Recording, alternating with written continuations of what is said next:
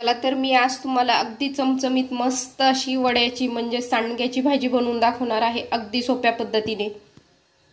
तुम्ही पाहू शकता अगदी मटणाच्या भाजीला ही फिकी पडेल अशी ही आपली वड्याची भाजी होते।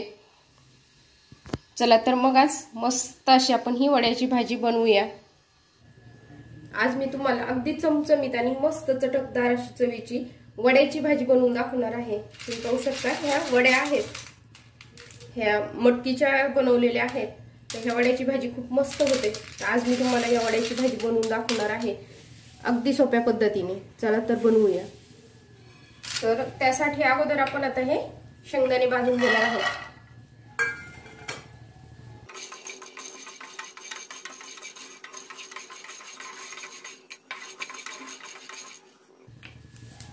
पाहू शकता आपले शेंगदाणे भाजून झालेले आहेत।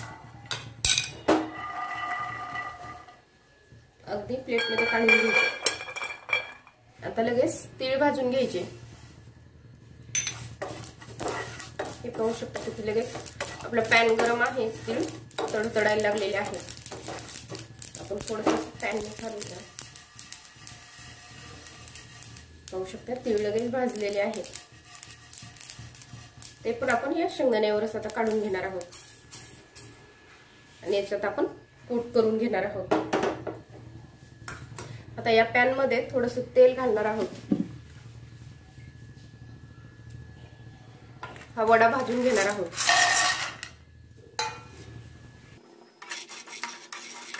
अगदी असा लालसर कलर म्हणजे गोल्डन थोडासा कलर येईपर्यंत आपण हा वडा भाजून घेणार आहोत।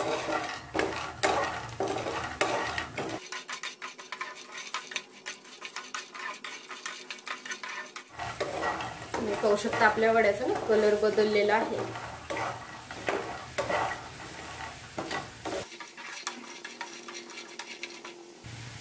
तुम्ही पाहू शकता आपला वडा पण भाजलेला आहे। आता हा वडा पण आपण एका प्लेट मध्ये काढून घेणार आहोत।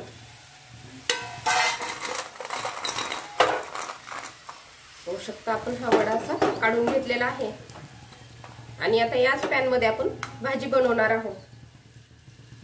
हे पहा तेल पाहू शकता 2 चमचे तेल घातलेलं आहे।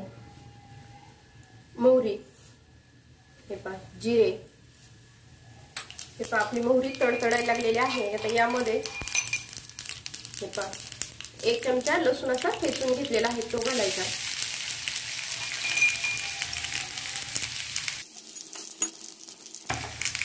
आणि कांदा भरपूर असा बारीक कट करून घेतलेला आहे, आता तो घालायचा लगेच। वड्याच्या भाजीला भरपूर कांदा घालतात, म्हणजे आपली ही वड्याची भाजी छान होते ती।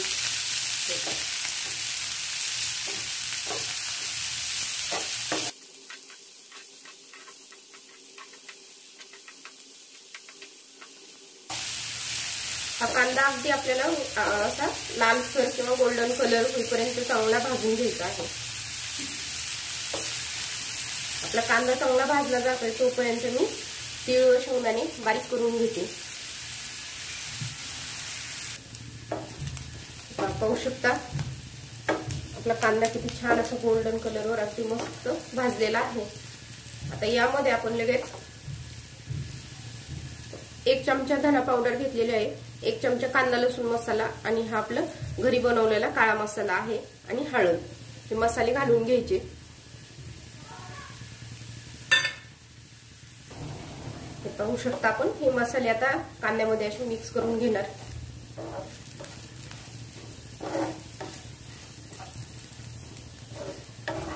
आता यामध्ये आपण हा वडा भाजून घेतलेला हा घालायचा।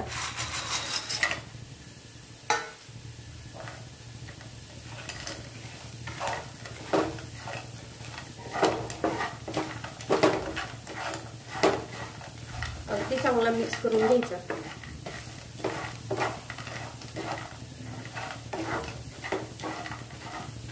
पाहू शकता मस्त असं हा मिक्स करून घेतलेला आहे। यामध्ये आता लगेच आपण चवीनुसार मीठ घालणार आहोत।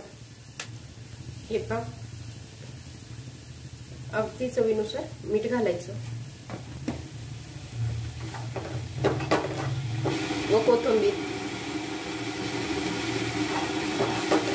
यामध्ये अगदी आता हे खाली लागायला लागलेलं आहे।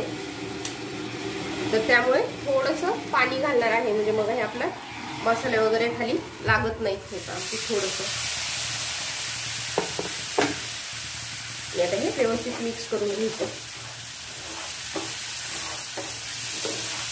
असं थोडं पाणी घातल्याच्यानंतर आपण खाली मसाले वगैरे घातल्याच्यानंतर तेलामध्ये ते लगेच लागतात, म्हणजे वास येतो, असं जळतात. बघू शकता.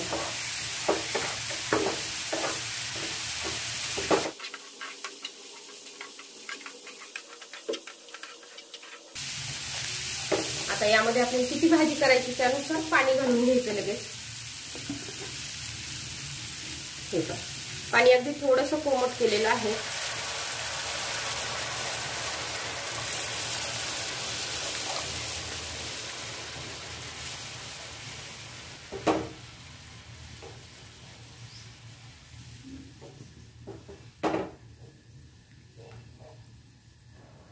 आणि यामध्ये आपण हे तीळ व शेंगदाण्याचा कूट करून घेतलेला हा पण लगेच घालायचा. आता हा सगळा नाही घालायचा, आपल्याला किती लागतो भाजीला त्यानुसार घालायचा. आपली भाजी सरभरीत कशी होती त्यानुसार हा तीळ व शेंगदाण्याचा कूट घालायचा. तुम्ही पाहू शकता भाजी किती मस्त अशी तरी आलेली आहे. खूप मस्त होते ही वड्याची भाजी.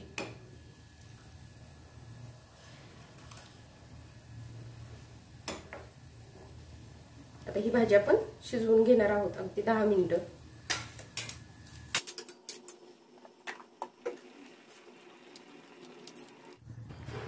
हे पहा, तुम्ही पाहू शकता अगदी कमी गॅसवर मी भाजी, आपली ही वड्याची भाजी 10 मिनिटं शिजू दिलेली आहे. अगदी तुम्हाला दाखवते. आपला वडा आहे ना अगदी मस्त शिजलेला आहे. हे पहा, आणि किती मस्त अशी सरभरीत ही भाजी झालेली आहे. तुम्ही पाहू शकता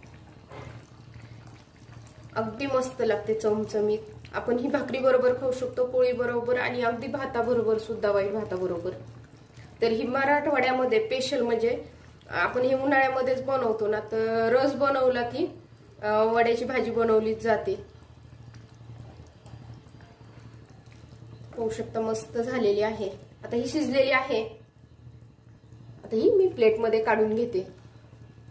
तुम्ही पाहू शकता एवढी मस्त झालेली आहे ही वड्याची भाजी.